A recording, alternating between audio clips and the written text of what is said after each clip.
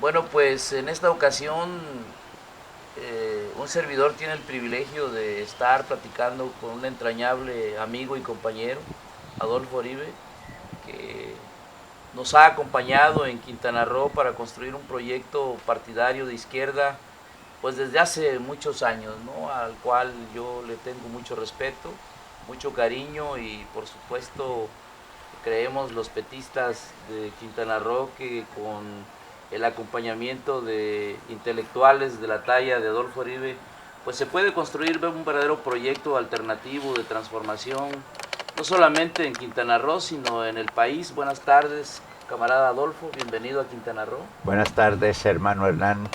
Te agradezco mucho tus palabras y yo creo que ante, ante,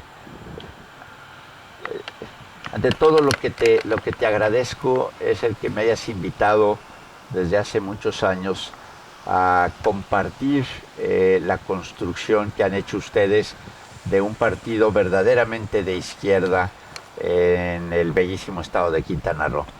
Me tocó estar con ustedes desde cuando empezábamos a platicar en Otompe Blanco, en Carrillo Puerto, luego aquí en Benito Juárez Desde el y 2006. desde 2006.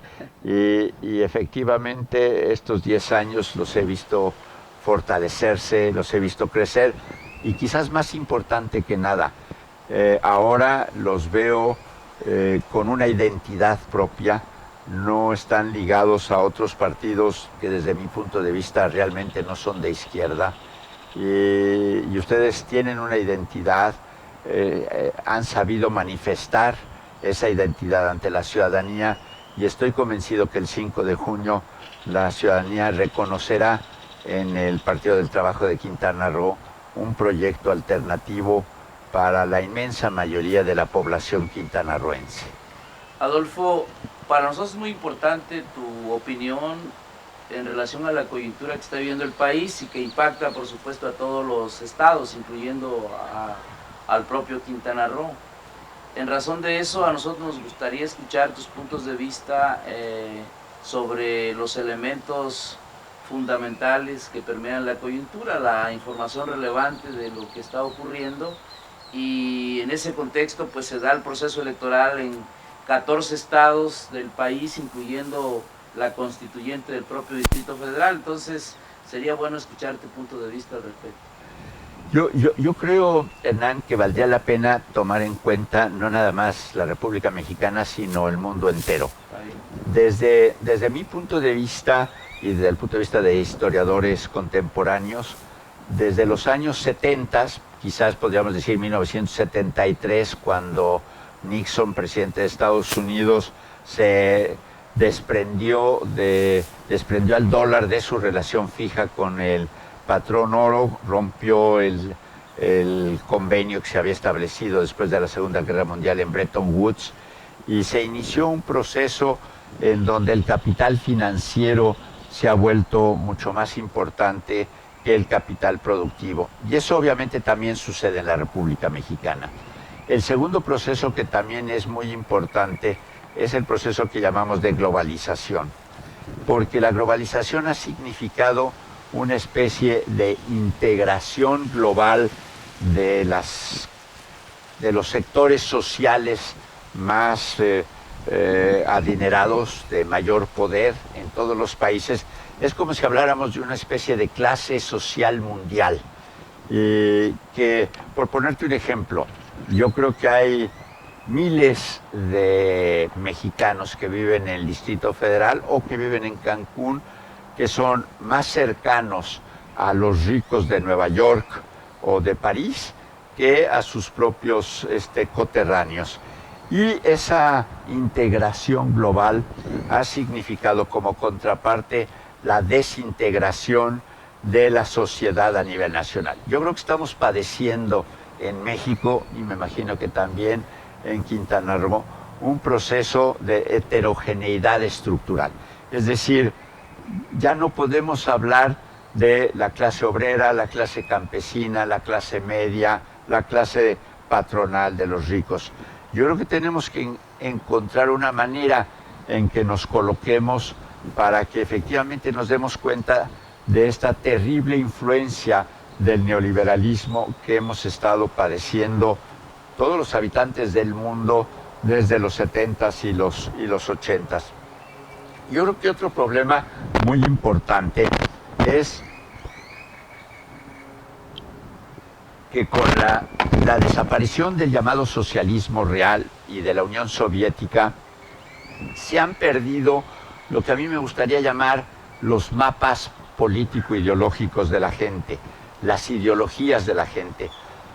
Antes de 89 y 91, más o menos ideológica y políticamente podríamos decir, si eres de izquierda, estás en favor de los países que están construyendo una sociedad más equitativa, el socialismo, digamos.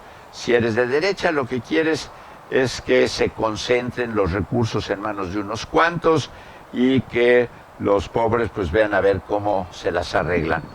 Pero con la desaparición del socialismo real y la desintegración de la Unión Soviética, se han perdido los referentes, se han perdido yo llamo mapas políticos ideológicos, y a mucha gente ha perdido el norte, ha perdido la estrella polar, ha perdido el rumbo al cual hay que dirigirse. Y estamos viviendo también como proceso que se da a nivel global, lo que yo llamaría también una especie de presente omnipresente. Ya ni las inversiones se piensan a largo plazo, ni las luchas por la justicia social se piensan a largo plazo, los partidos no piensan a largo plazo, hasta el Twitter ya todo es ahorita en tiempo real y nada más con 140 caracteres.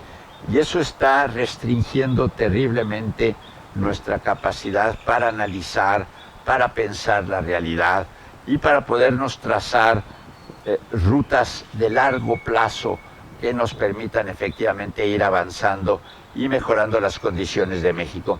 Y para terminar, yo diría que México lleva 30 años padeciendo lo que le hemos llamado el neoliberalismo, es decir, la supremacía de los mercados, de hecho, la minimización de las funciones del Estado.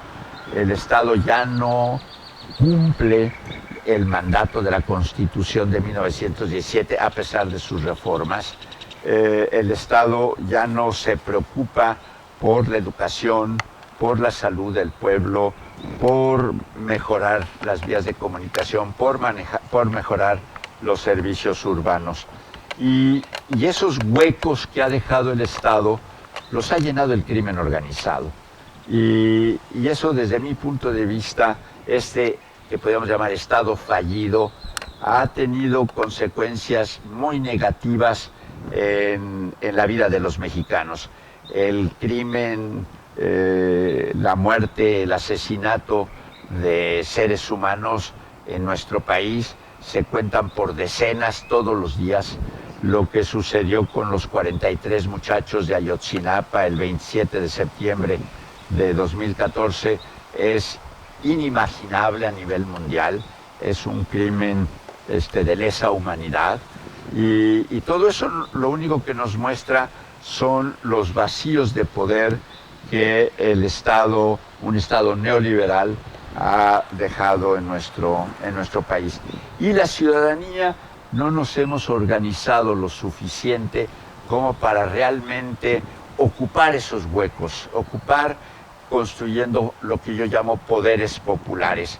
Lo único que le puede hacer contrapeso al neoliberalismo y a los poderes fácticos existentes en nuestro país y en Quintana Roo es la construcción de ciudadanía plena, que los ciudadanos verdaderamente se den cuenta que el votar o el tener una credencial del IFE no es suficiente, que se necesita verdaderamente ser responsable de todo lo que sucede en la ciudad, y en este caso en la bellísima ciudad de Cancún. Necesitamos fortalecer la ciudadanía y fortaleciendo la ciudadanía estaremos creando poderes populares que verdaderamente puedan ayudar a encontrar un camino distinto, mejor para la inmensa mayoría de los cancunenses. En esa perspectiva que tú trazas, pareciera ser que efectivamente después de la caída del socialismo real en Europa del Este, los imperios se preparan para establecer una era de hegemonía total. Tú mencionabas algunos acuerdos, yo señalo por ejemplo el Consenso de Washington, que se firma en 1989, los acuerdos de Maastricht en Europa, que también pretenden establecer hegemonías sobre la propia Unión Europea. Y bueno, en el caso nuestro aquí en América, yo creo que el Consenso de Washington lo que estableció fueron criterios de cómo Estados Unidos se apoderaría de la región latinoamericana y caribeña, ¿no? O sea, creo que con excepción, yo digo, es una buena excepción porque ha habido una lucha extraordinaria en contra del ALCA. O sea, los países y los gobiernos latinoamericanos derrotaron el ALCA, construyeron organismos regionales que pudieran servir de contrapeso, ¿no?, a la penetración norteamericana. No ha sido así el papel de Colombia, Perú y México, Chile en su momento, no sé ahora qué vaya a pasar con Chile, pero en el caso de la clase política mexicana ha tenido, yo creo, una historia verdaderamente entreguista. Ha sido una clase política enana, miope, una clase política que ha privilegiado el entreguismo, ha sido centavera, no ha tenido la capacidad de poderse erigir en una alternativa para construir un verdadero Estado-nación. Yo creo que México desde la época de la colonia, vaya, yo sí creo que ha sido usufructuaria del desarrollo no solo de España, sino de Inglaterra, de Francia, con toda la plata, el oro y las riquezas que se llevaron, ¿no? Y ahora también de Estados Unidos. Yo sí creo, y estoy convencido, que nuestro país merece un mejor destino, que nuestro pueblo merece un mejor destino, que no tenemos una clase política que se preocupe por rescatar nuestra soberanía política, nuestra independencia económica, y el hecho de que, por ejemplo, el PRI haya gobernado 71 años, 12 años el PAN, y haya regresado el PRI corregido y aumentado, no solamente en un modelo político autoritario, represivo, antidemocrático, entreguista, sino ahora en un modelo económico también totalmente devastador, ¿no? Entonces, efectivamente, hay quienes dicen que el modelo de sustitución de importaciones, el modelo estabilizador de Lázaro Cárdenas, que privilegió la protección de nuestros recursos naturales, la inversión en el campo, la inversión para el desarrollo de la industria pesada, la industria mediana, que generó fuentes de trabajo y empleos y salarios que de una u otra manera le permitían a las familias tener cómo resolver sus problemas fundamentales. Hubo un crecimiento del 6 al 7% del Producto Interno Bruto anual. Dicen ellos que ese modelo no era un modelo que pudiera pues proyectarse en el horizonte como un país exitoso, y por eso entraron en el proceso de la privatización y la entrega de todos nuestros recursos naturales y de nuestros activos humanos inclusive, ¿no? No tenemos tecnología propia, el modelo educativo es un modelo obsoleto. Creo que estamos entre los países más atrasados del mundo. Entonces, yo sí te comento esto porque, bueno, tú eres una persona muy preparada, tienes un doctorado en economía, un doctorado en ciencias políticas. Entonces sí sería importante que tú pudieras darme un punto de vista comparativo de por qué nuestro país se encuentra entre los últimos en materia educativa, en materia de salud, en materia laboral, en materia energética, en todos los órdenes de la vida productiva. Aquí se ha privatizado todo, los bancos, los teléfonos, los ferrocarriles, las tierras, las minas, las playas, los transportes terrestres, los transportes aéreos. Vaya, hay un aniquilamiento de todas las conquistas que tuvimos en la Revolución Mexicana en materia de derechos sociales, las garantías individuales, los derechos laborales de los trabajadores, el espectro radioeléctrico. O sea, somos un estado que realmente yo pienso es una neocolonia y que eso no debe de enorgullecernos, ¿no? Este enclave, que efectivamente es un enclave que pudiera caracterizarse como una región económica especial, fue diseñada no para que se desarrollara, ¿verdad?, una industria turística, que sus ganancias pudieran transferirse no solamente a las regiones más atrasadas de Quintana Roo, sino que bañaran la región del sur-sureste para poder potenciarlos y desarrollarlos, ¿no? Entonces, porque esta es una de las regiones más ricas del mundo, es el sur-sureste, tiene uranio, tiene petróleo, tiene gas, tiene agua, y bueno, yo digo, en materia agrícola, pecuaria, es una de las más ricas, es una región rica con pueblo pobre. Entonces, ¿cómo ves tú la posibilidad de que podamos nosotros combatir todos estos rezagos que mantenemos? Déjame hacerte un comentario histórico. Por azares de la vida, conocí al que fue gobernador, a Villanueva, y como economista le propuse que su programa de gobierno debía consistir en tomar a Cancún, todavía no existía la Riviera Maya, a tomar a Cancún como polo de desarrollo.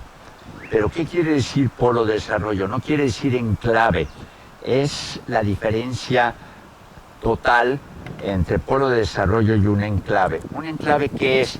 Es simplemente una serie de inversiones que llegan y se establecen en un lugar, pero no establecen ningún tipo de relaciones con el entorno. Y yo le decía a Villanueva, que obviamente ya no tuvo él ningún interés en platicar conmigo cuando fue gobernador, esto es cuando pretendía ser candidato, no era ni siquiera candidato. Yo le decía que podía haber organizado que todos los hoteles tuviesen la obligación de obtener su proveeduría, sus sábanas, sus manteles, sus fundas, sus toallas, sus muebles, todo lo que implica, obviamente los tabiques, digamos, el acero no, eso está más lejos de la República Mexicana, pero que todo eso lo podía promover en toda la península yucateca, en el sur-sureste del Estado de México. Déjame ponerte ejemplos muy semejantes a Cancún en términos de enclave. Por ejemplo, platicaba con tu compañera, con Lorena, sobre el problema actual en Cancún del turismo que paga en sus naciones de origen no nada más el hospedaje en el hotel, sino lo que se llama el todo incluido. Y de esa manera el dinero se queda en el extranjero, se queda en España, se queda en Inglaterra, se queda en Francia, se queda en Estados Unidos, en China, ya vienen ahora turistas chinos, y no se desparrama nada aquí. ¿Y por qué no se desparrama nada aquí? Porque los dueños de los hoteles son extranjeros, porque allá están las agencias de viaje y allá es en donde efectivamente se paga el hospedaje en el hotel y el todo incluido. Pero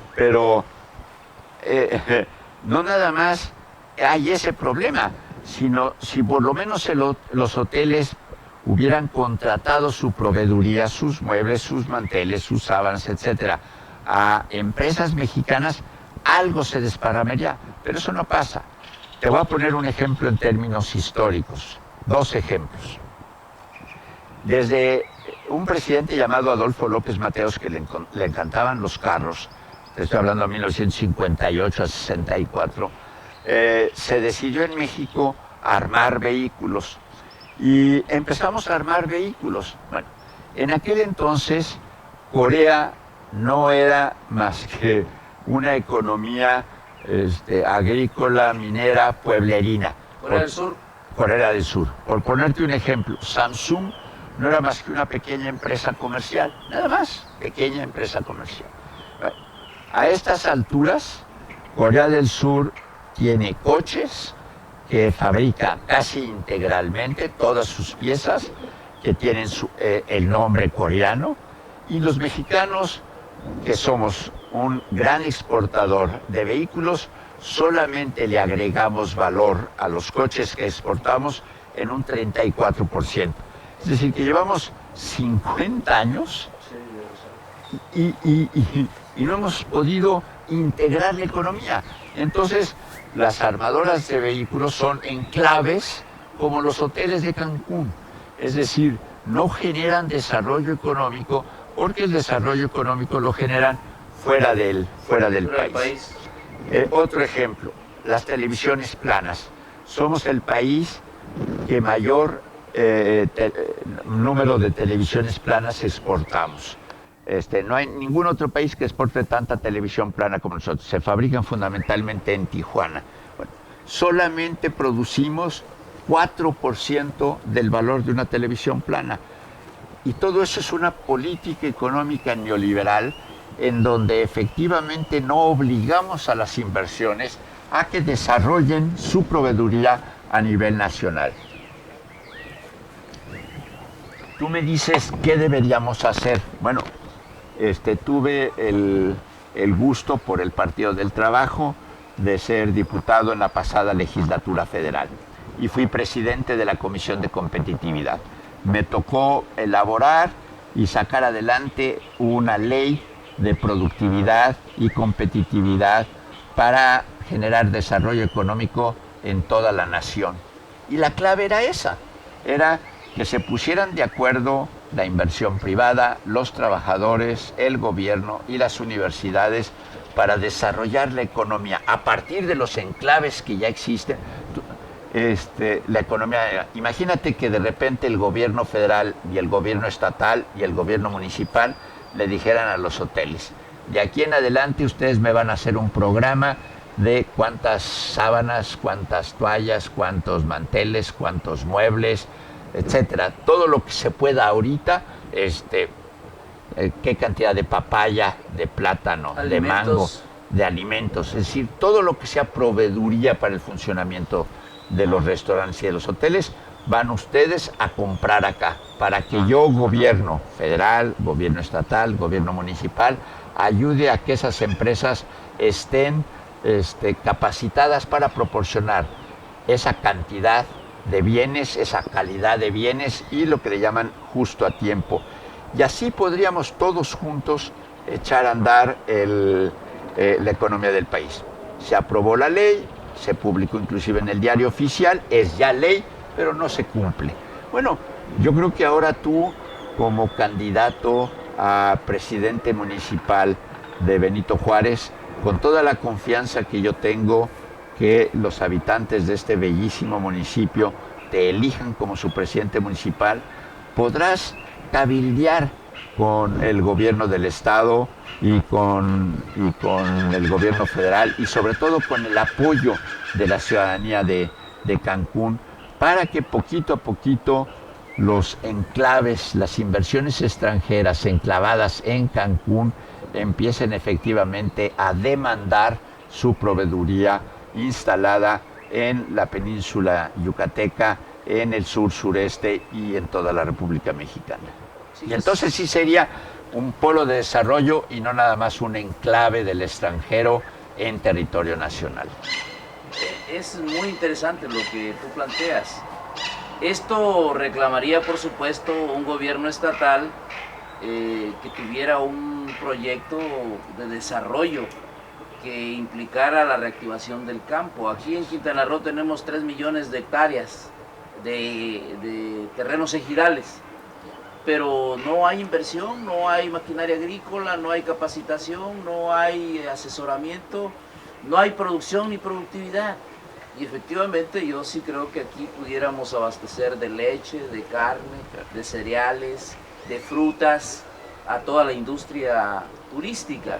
Creo que sí, el planteamiento es interesante porque no solamente participaría el gobierno estatal, sino los 11 gobiernos municipales. Así es. Tenemos gobiernos municipales fundamentalmente rurales como Tompe Blanco, Bacalar, José María Morelos, Felipe Carrillo Puerto, Lázaro Cárdenas mismos, que a nosotros nos parece que tienen un potencial de producir lo que pudiera consumir, ¿verdad?, los polos turísticos que tenemos acá.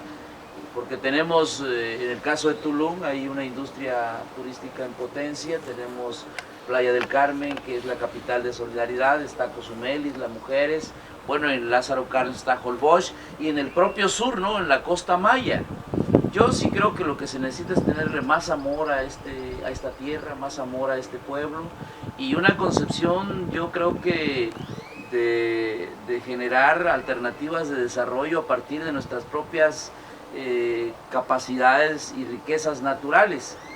Se importan huevos, carne, leche de Estados Unidos, de Canadá, de Europa, y bueno, entonces, ¿qué quiere decir eso?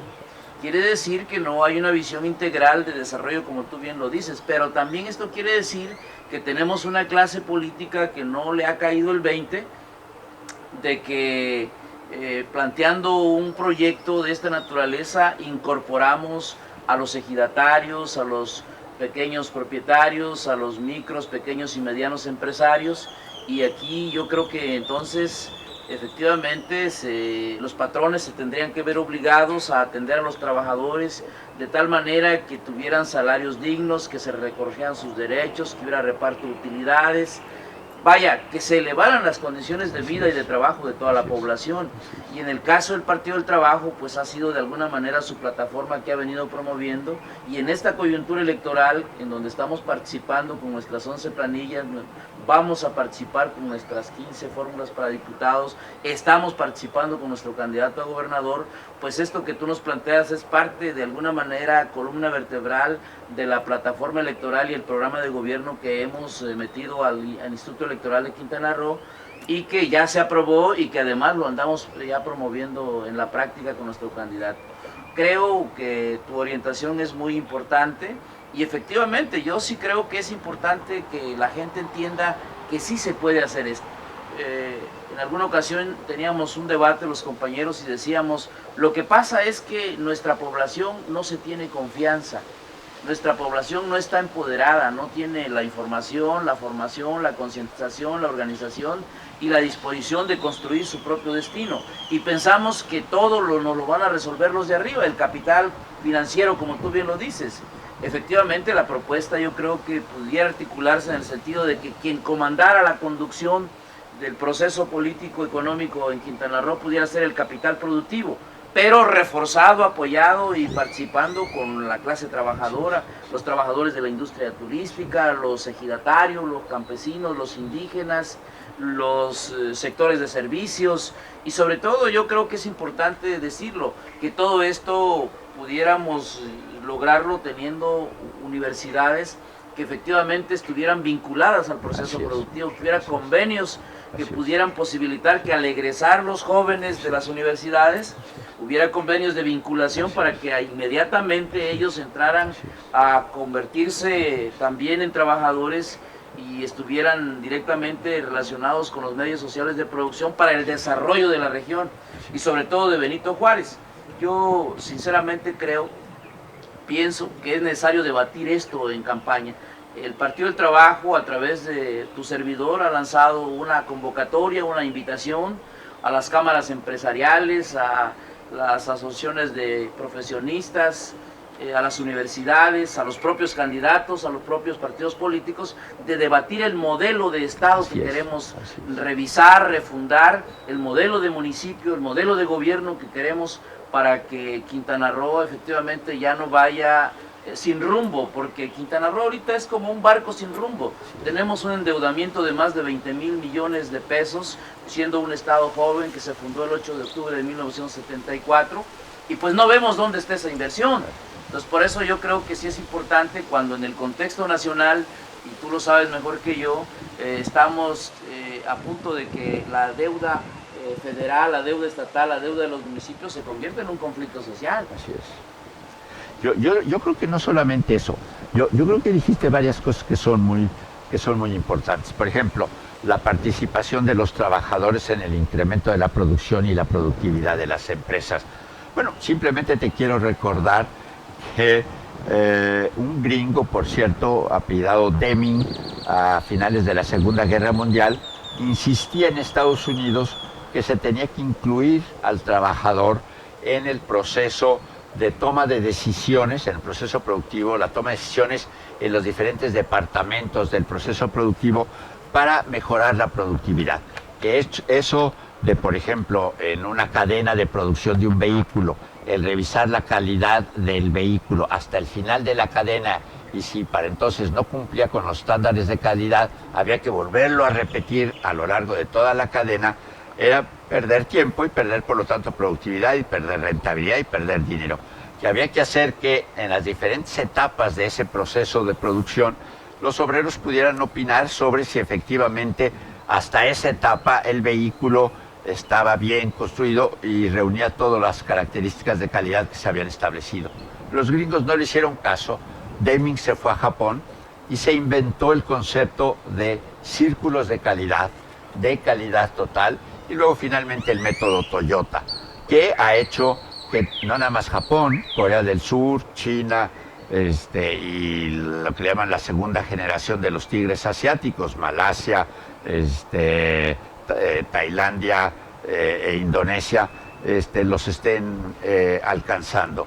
Y consiste en hacer que el empresario tome en cuenta al trabajador como un elemento fundamental para incrementar la productividad, porque además de esa manera el trabajador puede incrementar sus ingresos como parte proporcional del incremento en la rentabilidad de la empresa, producto del incremento de la productividad.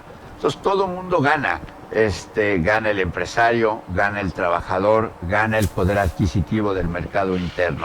Pero eso solamente se logra si efectivamente los empresarios piensan no a corto plazo, no a sus ganancias de mañana o de pasado, sino verdaderamente como solía suceder antes, a largo plazo, a 10, a 20 años plazo. El otro elemento que es muy importante y que en México desgraciadamente no se ha hecho nunca, y es la relación entre el sistema educativo y el sistema de investigación científica y de transferencia tecnológica y la planta productiva. Siempre han recorrido caminos diferentes. Y cuando yo terminé mi carrera de ingeniero, antes de ser economista y politólogo, fui ingeniero, no había problema. Saliendo uno de la universidad, conseguía uno chamba. Pero eso ya no pasa ahora. Entonces ahora el sistema educativo produce egresados que la planta productiva no requiere. Y al revés, la planta productiva requiere una serie de egresados técnicos universitarios, profesionistas, que el sistema educativo no está generando. Entonces, por eso es que el Comité Nacional de Productividad, en esta ley de incremento de la productividad, que tu servidor, como presidente de la Comisión de Competitividad de la pasada legislatura, logró que se aprobara y que se convirtiera en ley. Por eso en el Comité Nacional de Productividad están incluidas lo que nosotros consideramos que son los 4 factores de la producción, no nada más empresarios y trabajadores, sino empresarios, trabajadores, universidades, para que produzcan efectivamente los técnicos universitarios, los técnicos superiores y los profesionistas para la planta productiva, claro, y el gobierno. Y además ganaríamos otro elemento. Estamos viviendo la cúspide del bono demográfico. ¿Qué quiere decir bono demográfico? Bueno, en los 70, 60, 70, principios de los 80, tuvimos un crecimiento demográfico muy alto. Y ahorita todos esos mexicanos recién nacidos, ahorita son jóvenes que requieren trabajo y requieren universidad. Y no le con esos recortes que tú mencionabas, no le estamos dando a los muchachos ni una universidad pública a donde puedan volverse profesionistas, ni un empleo suficiente. Y están siendo carne de cañón del crimen organizado. Porque si un chamaco no tiene ni la posibilidad de estudiar, ni la posibilidad de trabajar, y llega de repente alguien y le dice, te doy 1,000 pesos a la semana porque efectivamente te pares en la esquina y hagas tal o cual cosa, el chamaco no le dejan otro remedio más que ser carne de cañón del crimen organizado. si pudiéramos desarrollar la economía como lo hemos estado platicando tú y yo, no tendríamos ese problema con la juventud y tampoco tendríamos el problema en donde los egresados de la universidad y de la educación media superior se quedan sin empleo, sino se acoplaría la producción de técnicos y de profesionistas con la demanda por parte de la planta productiva de esos técnicos y de esos profesionistas para desarrollar su propia economía. Sí, yo creo que efectivamente lo que tú planteas es viable, es posible, es necesario, pero para ello se requieren gobiernos que sean profundamente sensibles a las demandas y necesidades de la población. Porque en el caso de Benito Juárez ha tenido 17 presidentes municipales. Y esos 17 presidentes municipales lo que han hecho únicamente es privatizar todo. El agua, el transporte, la educación, la basura, las playas, el patrimonio municipal. Entonces, ¿para qué sirve un gobierno? Se supone que en la concepción de la Constitución Federal y la Constitución local, un gobierno debe atender las necesidades fundamentales de la sociedad. Y estos ahora se han convertido en administradores de los intereses del gran capital financiero, ni siquiera del capital productivo. Así es. Entonces nosotros creemos que como Partido del Trabajo sí somos una alternativa. No se trata de descalificar por descalificar, pero quienes representan la coalición del PAN y el PRD, a nosotros nos parece que vienen de una matriz ideológica neoliberal. No tienen ellos la sensibilidad, no tienen ellos la voluntad política de poder desarrollar una política de inclusión de todos los sectores a la discusión y a la elaboración de un plan estatal de desarrollo, de un plan municipal de desarrollo, que privilegie la democracia participativa, la consulta constante y permanente para saber si el gobierno toma decisiones correctas, porque hoy lo que hay es una democracia representativa, gobiernan los presidentes municipales, ni siquiera el ayuntamiento en pleno, gobierna el gobernador, ni siquiera con su gabinete, ni siquiera con el poder legislativo. Por eso nosotros decimos, compañero Adolfo, que el Partido del Trabajo sí es una alternativa democratizadora, sí es una alternativa que defiende los principios y los valores de nuestra historia, de nuestra rica historia maya de esta región, porque a nosotros nos parece importante que todo proyecto se nutra de su historia, y aquí hay una historia de resistencia, tú bien lo sabes, que empezó desde 1761 con Jacinto Canek, antes inclusive de que el cura Hidalgo, Morelos y los independentistas 40 años antes lucharan por la independencia y la autonomía de nuestro país, y la resistencia de los mayas duró más de 100 años. Entonces nosotros sí creemos que hay que recuperar esas raíces históricas, esas raíces culturales, esa identidad comunitaria, colectiva, solidaria, que bien el Partido del Trabajo ha recogido y que se contempla dentro de sus principios y su plataforma programática. Adolfo, yo te agradezco infinitamente la amistad y el cariño que le tienes al Partido del Trabajo y al pueblo de Quintana Roo, y esperamos nosotros tener resultados exitosos, y seguramente una vez que logremos avanzar en conquistar el poder público, nosotros sin duda alguna seguiremos fortaleciendo el poder popular a través de los empresarios, micros, pequeños y medianos, de los trabajadores de la industria turística, de los estudiantes, de los universitarios, de los maestros, de los trabajadores de la salud y de todo el pueblo de Benito Juárez y de Quintana Roo. Hermano, te agradecemos tu confianza, tus aportes, y esperamos nos sigas acompañando en construir esta nueva alternativa de gobernabilidad para Quintana Roo y Benito Juárez. Para mí es un gusto y un honor, Hernán, el que me hayas invitado a esta conversación, y obviamente estoy a tus órdenes, a las órdenes de todo el equipo extraordinario que se ha formado a lo largo de tantos años, 10 años, y que son la dirección colectiva del Partido del Trabajo.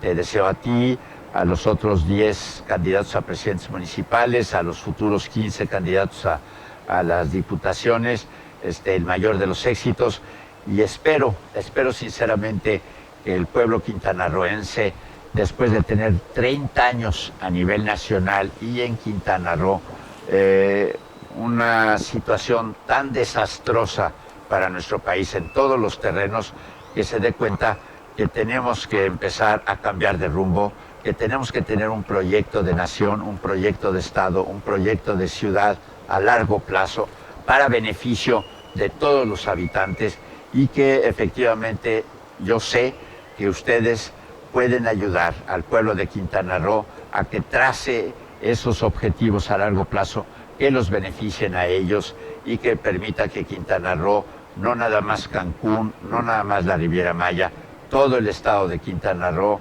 sea un faro de luz para el pueblo mexicano y quizás también para el pueblo latinoamericano, para nuestra patria grande, como lo dicen nuestros hermanos latinoamericanos. Gracias a ti, Hernán, por haberme invitado, y un abrazo con todo mi afecto y mi respeto.